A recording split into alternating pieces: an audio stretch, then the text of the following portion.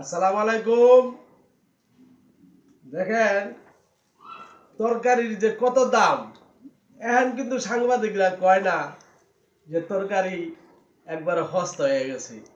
এই যে দেখেন যাত্রাবাড়িতে 3টা কপি আনলাম মাত্র 70 টাকা দিয়ে। মাগো, 3টা কপি আনলাম মাত্র 70 টাকা দিয়ে, পারি না।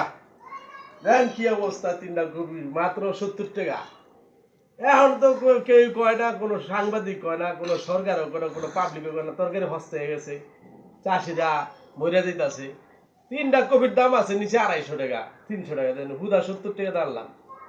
কি সস্তা বাংলাদেশের কফি, দেন কি সুন্দর সুন্দর কফি।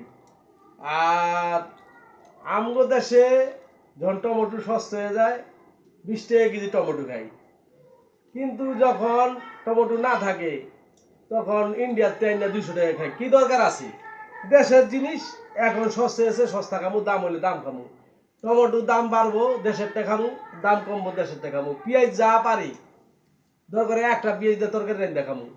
একেবারে ইন্ডিয়ান পেঁয়াজ, পাকিস্তানি পেঁয়াজ এত আমার দরকার নেই। আমার চাষিরা দাম পেয়ে যাও, কেটে আমরা আশা কামনা করি। এত আবার সস্তা আদা পেঁয়াজের রসুনের দরকার নাই, মোটামুটি দাম থাকলে চলবো। এটাই সবার কাছে আবেদন করছি। সবাই দামের সময় একটু কম কম খাইবেন, সস্তার সময় বেশি বেশি খান, সমস্যা নাই। আলহামদুলিল্লাহ, এটা আমাদের দেশের ফসল, চাষিরা পাইয়ে যাও। এই যে 3টা কপি 70 টাকা, একের পানির দাম। এই যে মনে হয় যে ছিঁড়া জায়গা, আগে পারি না 3টা কপি। তবে যাই হোক, সবার প্রতি সালাম রইল। আসসালামু আলাইকুম, ধন্যবাদ, আল্লাহ হাফেজ।